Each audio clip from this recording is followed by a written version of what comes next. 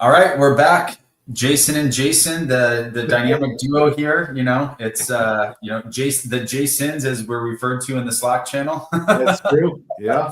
Yeah, that is how we're referred to. All right. Yes, exactly. So exciting episode. We're to basically we've been helping several clients in the B2B space, and we've just realized how insanely outdated most B2B type of businesses market, how they handle their sales teams, how they handle, most of them, some of them run paid ads, some of them don't, some of them are doing email marketing. But for the most part, a lot of B2B happens with just picking up the phone and calling, trying to get the right person on the phone, and get that decision maker on the phone. And it's insane how outdated that process is, where they're just literally purchasing lists, jumping on Zoom info and getting like a list of everybody at the business and just picking up the phone and dialing, when there is such a better way to do this, right? I've been in sales 25 plus years, and that sales blitz Monday or whatever you wanted to call it, that was like the day every one of us dreaded. Well, you brought up a Rolodex earlier. Oh yeah, that's what we used. Yeah. And then the next week we handed that same Rolodex to somebody else, and we were like, oh gosh.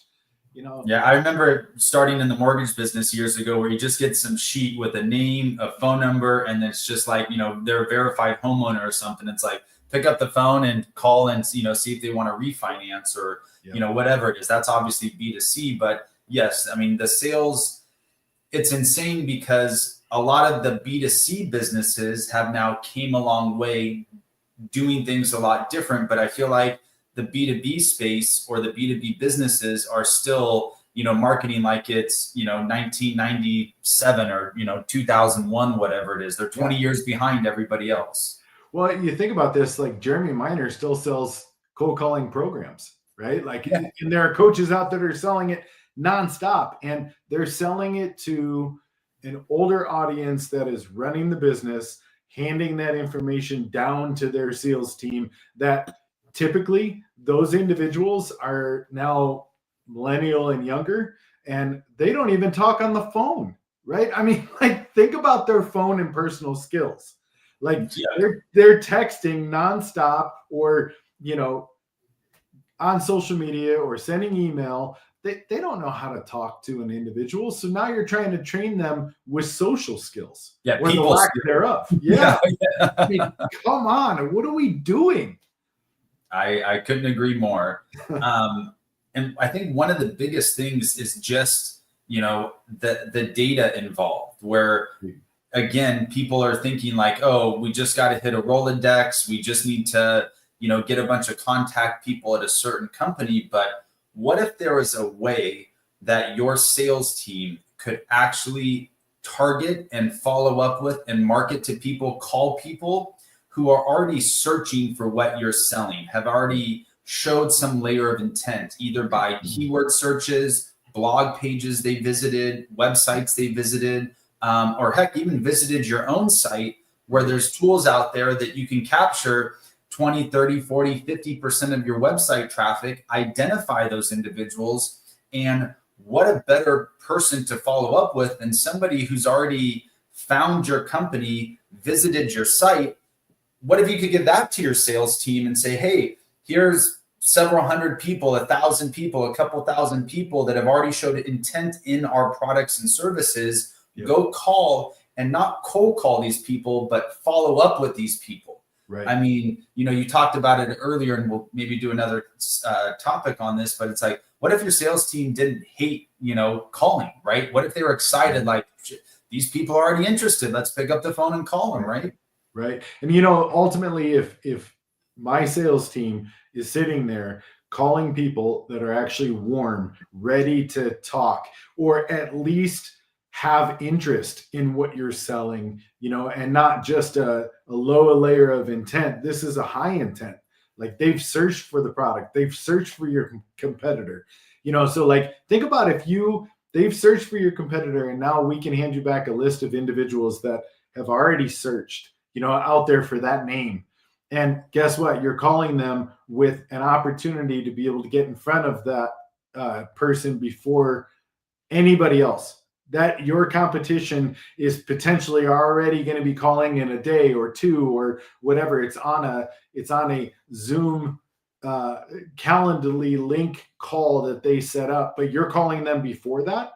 You're calling them 24 hours before and say, hey, I know that you're interested in XYZ product. I have the ability to be able to give that to you at a lower cost XYZ or at a better return than XYZ. I would be excited. I hated the Rolodex day.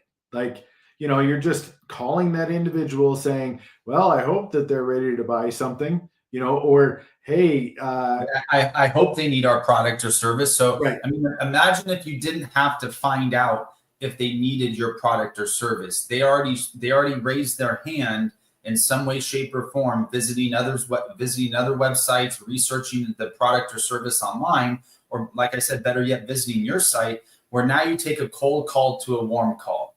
Yeah. Hey, Jason, I heard you. I see you're interested in XYZ product or service. Can you tell me a little bit more about that? Like, what are you interested? What do you think that this product or service would solve for your business? How do you think that this would improve your business? And start getting to the core of the problem they're trying to solve without having to figure out if you already know they have a problem that they're looking to a solution to that your business can provide. So now you can go straight into what is that problem? What do you think the benefits of that solving that problem for you? How could that better affect your life, your business, your acquisition process, whatever it is, whatever solution that you're providing to them. Yes. And now you can go straight to like having that meaningful conversation within the first 30 seconds of the conversation. Agreed. Not, getting shot down so much and waiting to see if they, trying to build up that problem solution where, it's already there, where now you can start delivering the solution, right off the bat. It makes such a big difference in terms of conversions and just morale of your sales team and everything we're talking about. If you have a high morale in your sales department, are they going to close more? Of course they are, right? They're going to have bigger paychecks. Guess what? Higher morale.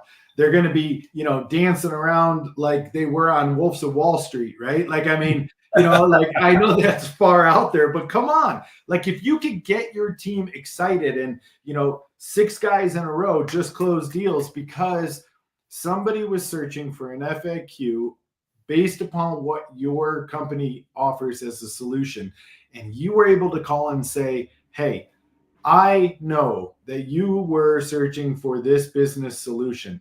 We can offer that to you at XYZ pricing or whatever that may be. Cut to the chase. How many of those individuals are busy and they're focused on their business and just want a solution as quickly as possible, right? I mean, you're already going 4 steps ahead instead of calling an individual that is, a gatekeeper. And then that gatekeeper sits there and she, has her favorites. And then you're sending chocolates or flowers or whatever to that gatekeeper. And then she loosens up. Like, why do you have to date the gatekeeper to get to the person that's going to make the decision? Right. Like, and we're specifically talking about calling right now. But what if you could take that same intent-based data and plug it into an email drip campaign, right? Yeah. So now you're getting in front of the right individual, not just anybody at a company, but now you could talk to that individual based off of the intent flags that we're able to identify. Right. So it's, hey, why are you interested in this? Here's the solution to the problem that you were just interested in. Or, and I say this because not every single B2B business is even running ads, which is fine. I mean, there's so much you can do with the data without it. But then on top of that, if you are running ads, whether it be on social media or programmatic marketing or running TV commercials, whatever you're doing, but what if your ads were only being seen by individuals that were looking for what you're selling? I mean, it literally can expedite that conversion process, expedite that client acquisition process tenfold in wherever you're looking to acquire your clients, cold calling or warm calling, we'll call it now, email marketing, paid ads. It doesn't matter what it is. The data can be plugged in into so many different places within that client acquisition process, providing huge value and huge improvements. I agree. And, ultimately take cold out of it altogether. It's not cold email. It's all warm. If you could send out an email that specifically answers the FAQ that they typed in, and now you're a resource to them, if you're a resource and able to actually answer the question that they needed, right? Not just sell them a product. Nobody wants to be sold. Heck, the B2B side, they don't want to be sold either, right? I mean, so if you're able to be that resource, give them information, answer the questions that they're looking for, they're more likely to be able to engage with you at some point to be able to do business. I would. Yeah, because you're not just some guy trying to sell them something that they don't even need or haven't shown any interest in. Instead, you're a guy trying to solve a problem that you already know they have. So now you position yourself as a person of value that they, assuming that, your scripts and your wording and everything's correct, but now you're positioning yourself as a person of value that's bringing them a solution to the problem that they need solved right away. By the time somebody, a decision maker at a business is Googling or searching or researching something online, that problem is typically like glaring them in the face. Like it's like, I need solutions. I need this because this is either going to make me more money or save me more money. The two golden things in businesses. So now if you can come in as that golden goose, that solution to their problem, now it's, you're not selling them anything. You're their new best friend. It's like, shoot, I'm bleeding money here, and your products or services can help plug that hole, save me money. Now I can be more profitable. Now I can go on to more important decisions and more things because I have, XYZ taken care of. I mean, that's huge. It's cold calling to warm calling, and then positioning yourself as a problem solver can literally all be done with the right data. I agree. And you know what? If you are running ads, or if you're not and you're not sure if you should, if you could target back out to that audience in their LinkedIn account, programmatic marketing down the road. But LinkedIn is where a lot of people go for a solution. A lot of times people will think in a business, B2B world, a business to business world, they need to hire somebody to be able to do that. But think about if you could offer a solution as a third-party resource where they don't have to internally hire somebody, have higher overhead costs, they have health insurance, so on and so forth. You're that solution to their FAQ. I'm sorry, you want? Go ahead.